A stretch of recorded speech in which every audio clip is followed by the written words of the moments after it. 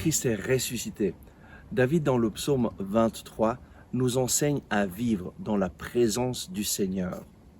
Au verset 6, il nous dit « Oui, grâce et bonheur me pressent tous les jours de ma vie. Ma demeure est la maison de Yahvé en la longueur des jours. » C'est une chose que tout le monde voudrait avoir, de la grâce et le bonheur qui te pressent tous les jours de ta vie et vivre avec le Seigneur. Mais comment faire pour que cela se réalise dans notre vie? David le dit dès le début du psaume, « Le Seigneur est mon berger, rien ne saurait me manquer. » En fait, le psaume 23 est plein de promesses faites aux personnes qui choisissent le Seigneur comme leur berger. Et nous, les chrétiens, nous choisissons Jésus-Christ comme notre berger. Parce que Jésus, c'est Dieu qui s'est fait homme.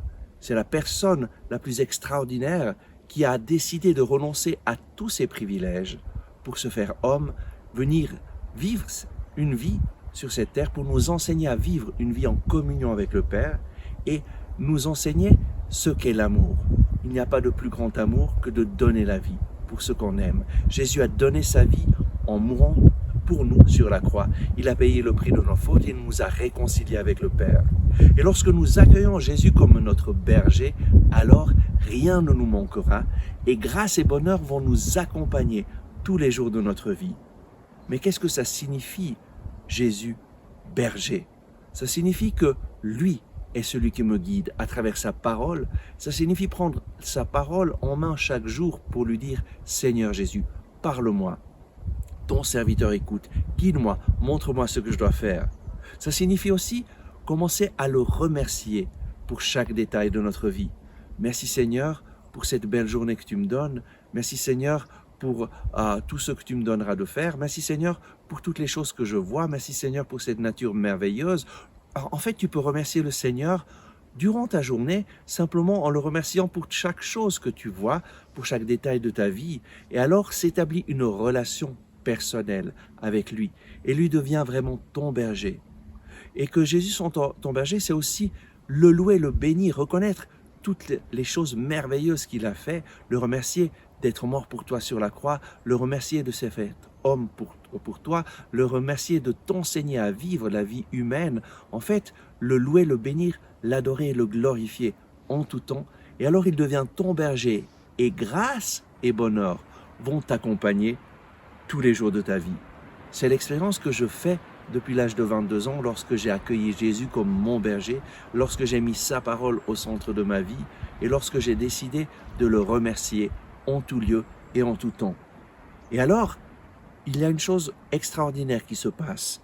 Ma demeure est la maison de Yahvé en la longueur des jours. Qu'est-ce que cela veut dire? Ça ne veut pas dire aller à l'église et vivre dans l'église tous les jours de ma vie. Non, ma demeure est la maison de Yahvé.